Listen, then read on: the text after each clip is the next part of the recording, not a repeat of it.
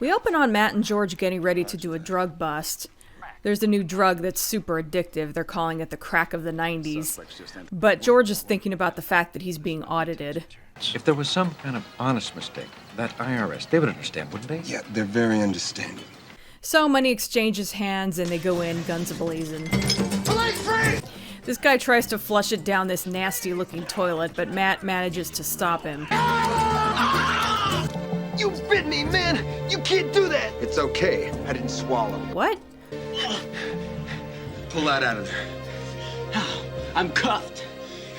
Pretend it's an apple. Dude, I did see that coming, but I was hoping... Later, they're at a restaurant and George has all his tax stuff there. Vahan, meet my new partner, George Francisco. Yes, how you do? He actually introduced George to someone. I think our little Matt has grown up a little. So this restaurant owner doesn't let cops pay for their meals, and George doesn't think that's right. George, don't go internal affairs on me. This is just ham and eggs and frog tartare. Nevertheless, I think we should pay. You know, George, you can really ruin a meal for a guy. Meanwhile, wow, I barely recognize Buck, not dressing like a punk or a hippie. Anyway, he's applying for a job as a salesman. Kind of abruptly changed his mind about selling out there, didn't he? I guess it's different if he's working for a newcomer. Do you have any phone sales experience, Buck? No. That's okay. What we're offering is so good, it sells itself. Seems legit. So what this guy is selling is a village specifically for newcomers. If you're willing to work hard, there's no limit to what you can make. I'm willing, Mr. Simeon. Call me Sam. Sam Simeon? I had to look that up. Apparently it's a DC Comics character who is an anthropomorphic ape. Kind of ironic to name a hairless alien after an ape. Anyway, Buck got the job. Like to take credit away from my men. They do a tremendous job. But the arrest last night really represents the emphasis I've placed on rooting out drug dealers in the newcomer community. Afterwards, Captain Grazer is talking to a newcomer lady named Betsy Ross, who is a local business owner and very popular in the newcomer community. She wanted to thank you personally for the arrests last night. No, we're just doing our job. Who directs all of her attention to George as soon as he and Matt walk in. The gist of what she's saying is that a lot of newcomers don't trust the police because they've experienced a lot of police brutality. Excuse me. Officer, when we were slaves, we were controlled by overseers. To a lot of us, that's what the police are like now. And then she just goes back to talking to George again. English, George? Yes, Miss Ross has been kind enough to offer us tips concerning crime in the newcomer community. Please don't hesitate to call me anytime, day or night. Do you have a direct line? She only wants to deal with George. Later, George and Susan are at the IRS. It turns out that George tried to claim his car as a business expense because he uses it for work, but he can't because it's also for personal use. And they're confused because someone else at the IRS told them they could claim it. But they can't prove that. There are a lot of irregularities here. In addition to back taxes, I'm going to have to assess some penalties. Afterwards, George shows back up at work with an extra spring in his step. After having been to the IRS, that can't be good. You often say I let people crawl all over me. Walk. Well, today I put my foot down. That IRS wanted to assess me $2,400 in penalties. You put your foot down at the IRS? Matt, you have such a great country. You're free to stand up to your government and just say no. God, George is a delight. I love him so much. Well, I told them I wouldn't pay. Oh, what a feeling it is for a former slave to look authority in the eye and say, I know my rights. Oh, George, no. You're going to get kicked off the planet. I will not cave in to this tyranny. No taxation without representation. I love that. Detective Francisco? So then he gets a call from said IRS, and he's instantly deflated. Can they do that? That IRS is attaching my paycheck. I can't have it. Call him up. Grovel. Poor George. It's been a sour milk kind of day. They owe the IRS $2,400. I'd be depressed too. No taxation without representation. I have $140 in my piggy bank. Oh, I'd die for Emily. It's probably that IRS. They've come to take our furniture away. They have come to take our firstborn. Drunk, depressed George is kind of fun. They can't take Buck. We should be so lucky. Anyway, George receives a TV set with a cloth over it showing a symbol. A dark is a pure expression of thanks in our culture. That's what this means. Turns out it's a gift from Betsy Ross, and he's not sure how he feels about that. George, it's a dark. It's a pure expression of thanks. You can't judge it with the standards of this culture. The next day, George is explaining this to Matt, and of course, Matt points out the hypocrisy of George thinking that accepting a free meal at a restaurant is not okay, but accepting a TV is. She hasn't asked for anything. Yet. The first is a form of bribery. The latter is a darak. A crock is what it is. Give me the check, damn it. I'm gonna pay this, and I don't want any argument. Meanwhile, Buck is attempting his first sale. In human schools. Uh-huh. I'd also like to point out that New Tecton is located 1,500 miles inland. God, this job would be my personal hell. I love the camera work here. It really gets that feeling of tension across. Oh, yes, it's a culinary paradise for us Tectonese, where the smell of cooked food will never foul the air. No, thank you. Yes! Congratulations, I guess. Come payday, you get 20% of that $100. And Buck, there is no reason why you can't make 5, 6 sales an hour. Back at the station, George apologizes to Matt for making him angry. George ends up doing that a lot, doesn't he? Matt, can I borrow $2,000? And then he asks for money. I'm broke. Sell that doodad. We are not allowed to sell daraks. It's a cultural taboo. You know, Matt, in our culture, an ample woman is considered very attractive. It shows that she can afford to eat well, that she's successful. Okay, extra weight on newcomer women is considered attractive, and yet Betsy Ross is the only heavy newcomer we're ever gonna see on this show. Okay, maybe it's hard to gain weight when you live on ferrets. I wish Susan would put on a few pounds. Oof, I get the joke that they're going for, but I'd like to think that George isn't the sort of guy who makes remarks about his wife's weight when she's not around. Anyway, Betsy left him a message, so he calls her back and she checks that he got the gift. Yes, thank you. But it wasn't necessary. Oh, a darak is never necessary. And lets him know that she wants to meet with him because she might have a tip for him. I guess newcomers have their own version of pro wrestling. And the bouncer is newcomer Grace Jones. Matt has a translator he tries. Speak right in here. Eat salt, Father Hummer. Eat salt, Father Hummer. Miss Ross sent for us. Thanks so much. No cut to Juma. What's the game? Palash. Looks like professional wrestling with sticks. Matt read my mind there. We get to see a different side of George here for a second. Check this out. Anyway, they meet her and she tells them about a semi coming down from Canada containing 2 tons of the drug. Gentlemen, you're under arrest. And they bust them. They also confiscate a suitcase full of cash, and George is both angry and tempted. I need $2,000, and those bastards have millions. Go ahead, George. Slip a couple G's in your pocket. They'll never miss it. Sometimes it's difficult to know when you're joking. Who's joking? That was a little mean. Oh, yay, it's Kathy. I missed her. Do you have a tool? I've got a leak. And her awkward accidental innuendo. I've got a leak under my sink. You know, I need one of Oh, these. a wrench, sure. Anyway, he tries to fix her sink for her, and I think we know where this is going. These pipes are old, and if they're corroded... Look, I know what I'm doing. Ah, there it goes.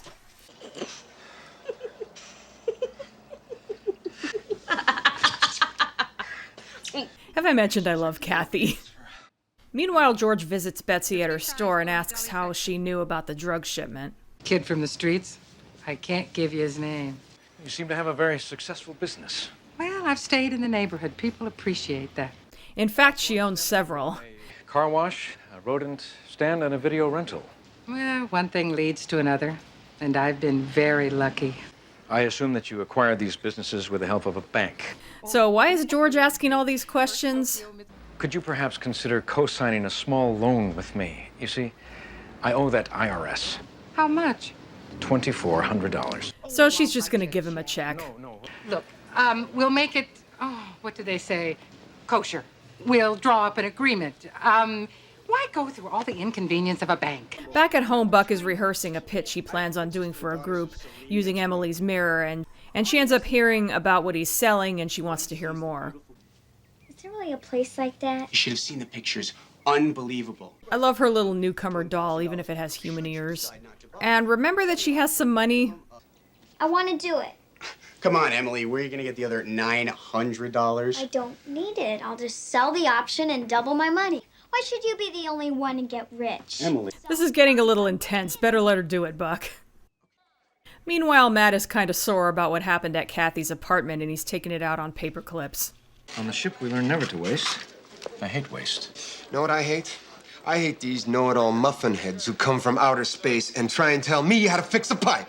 He also thinks that George accepting Betsy Ross's money isn't going to turn out well. That's not a loan, Mr. Clean. It's a favor when somebody does you a favor. You owe them. Anyway, they get called into Grazer's office, and it turns out that despite that massive drug bust, the drug problem has actually gotten worse in Slagtown. They go there, and Matt notices how many businesses she owns. Your girlfriend seems to own this town. She provides services the community needs. I hope for your sake she's legit. Well, of course she's legit. You just resent the fact that one of us could be so successful. They bust a guy trying to make a sale George, what's that guy doing over there? and ask him who his source is. Cliff. His name's Cliff. And where is this Cliff? And they follow that guy into Betsy Ross's store, and then they come back out together. Come on, George, don't you get it? Ross has us clean up her competition, then she moves in and takes over the market. Can't believe that. Darrock. Alone. She wanted you in her pocket, man. She goes into a restaurant with that guy, followed by some well-known drug dealers. After a little while, Matt and George sneak into the back. Turns out they're all in a meeting led by Shang Tsung. It has begun! Although we represent different organizations, we have common interests. And in important issues, we decide collectively. Anyway, he's not happy with how she's been conspiring with the police, and some in the group have considered having her killed. So they try making a deal with her instead. We've decided to give you all the Jonaphine traffic within half-a-mile radius of your store. You retain 15% of the profits, we get the remaining 85. Now, in light of everything, this offer is very generous. Sorry, boys. The territory's too small and the split stinks. She said, "Don't fuck with me, fellas. This ain't my first time at the rodeo." You're turning us down? A slag? And we're about to learn something about Betsy Ross. On board the ship, we were known as the clissons, what you would call overseers. We bought and sold what you call slags. That line gives me chills. And now she goes to have a talk with her people about it, but left her purse behind.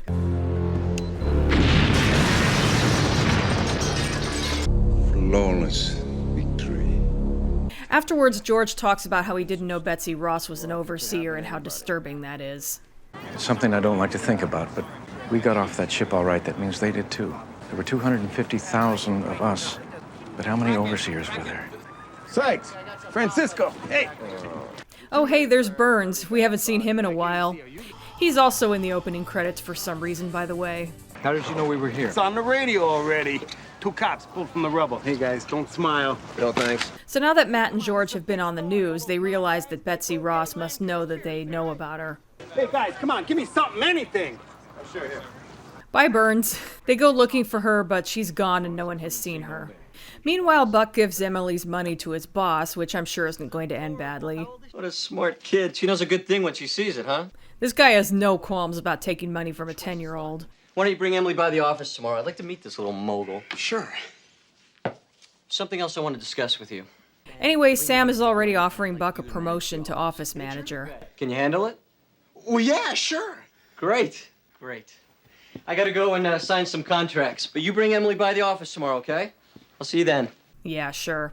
Back at the station, Matt and George get called into the principal's office again. I feel sorry for you guys, so I'm gonna throw you a bone.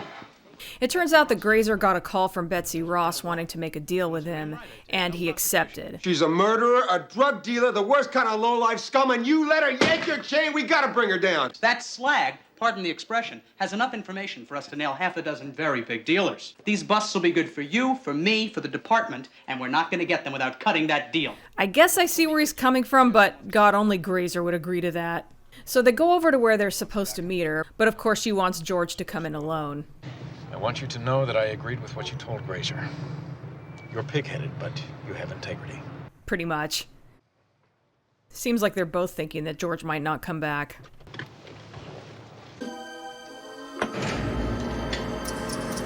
George ends up stuck in an elevator.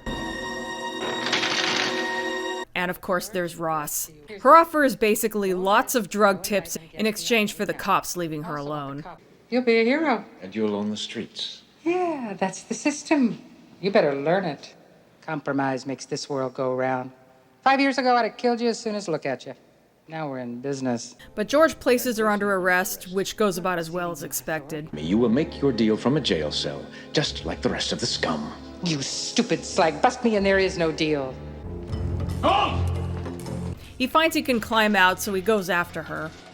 Ross's ally shows up, but fortunately so does Matt. I had a feeling you'd axe that deal. You're pig-headed, but you got integrity. That does apply to both of them, doesn't it? I'll draw him out. And George goes after Ross again. They manage to shoot out her tires, and George arrests her. Grazer is not happy. Do you realize the collars you won't make if this falls through? Do you realize what we pay for these collars? The lives she will ruin. Newcomer children she will hook on Jack. George is such a badass in this scene. Don't book this woman. Book her. Don't you countermand my orders, Sergeant. Oh, but there's Burns again. It sure wouldn't be a good look if the press found out about what Grazer wanted to do. You wouldn't dare. Book this woman. He knows damn right he was in the wrong. Meanwhile, Buck brings Emily to work with him to meet Sam, and the office is totally cleaned out. How could I be so stupid? And Emily is rightfully upset. I believed you. I trusted you. Do you know how long it took me to earn that money? How could you do this to me? Buck does offer to pay her back, but she declines. No, it was my idea. No, but it's my responsibility. No, it's my responsibility. I wanted you to do it. I wanted to get rich, quick. It's okay, Buck, really. I think Emily is the most mature member of that family. But the TV stays in my room. Later on, George gets rid of the TV. Also, he gets a letter from the IRS. It seems they made a mistake, and we only owe $400. In light of the aforementioned irregularities, we wish to audit your returns for the previous 3 years. And how am I supposed to watch Love Connection? You are so mean. Saslo Tech Trap and need this. That's a cute bit, but the ADR quality kind of ruins it. Back at Matt's place, he runs into Kathy in the hall. I'm sorry I laughed. No. I acted like a jerk. He was about to bring her sour milk, and she was about to bring him champagne. Thanks. Thank you. Thanks. Look, I left something on the stove. Right. This ship tease, I swear. Just hum already. And so ends the first cigar. So, to get the lighter parts out of the way, it was pretty fun seeing an alien have to deal with the IRS, and pretty relatable because who really understands that shit, even if we all have to deal with it every year. By the way, a few years later, Third Rock from the Sun also had an episode on taxes. I'm not saying they ripped off Alien Nation or anything, I just think it's kind of funny that two very different shows did an episode on aliens doing their taxes. Also, at least we got a little bit of Matt and Kathy. I'd forgotten how much the show moves away from that for a while after the pilot. Give me more Matt and Kathy, damn it. Mainly, this episode was a pretty good look at how one can easily be seduced by corruption if they're not careful. Mostly with George's story, but it's echoed in Buck's as well. The creators are really critical of these first few episodes, but they're a little softer on this one, at least compared to the previous ones. Tom Chehack doesn't like the casting of Betsy Ross. He thought she did a good job, but once they got the makeup on her, she looked like, quote, a big pear, which is maybe a little mean. I do think that Betsy Ross looked non-threatening, but I kind of like that about her. She comes across as very nice and matronly, and it's easy to see how she can get away with so much. Not to mention that when a character looks harmless, it's just that much more of a shock when the mask comes off. To be honest, I'm not really even sure what his issue is. The more I think about it, the more I think Betsy Ross was actually a pretty good villain. He does talk about how he wanted the bomb scene to go, but the censors wouldn't allow it. She would have brought in a heavily stoned newcomer to the meeting as her bodyguard. When she turned down their deal and left, they would have seen that the newcomer had bombs strapped to him right before the room blew up. He said, "That's the viciousness I wanted to see in an overseer. It's the villainous of the Nazi SS officer, with the total disregard for any kind of life. That would have been amazing. It's too bad they couldn't do it. This episode basically marks the end of the first phase of the season where they were still trying to figure things out. According to the creators, things are going to improve greatly from this point on. Next up is Night of the Screams. See you then.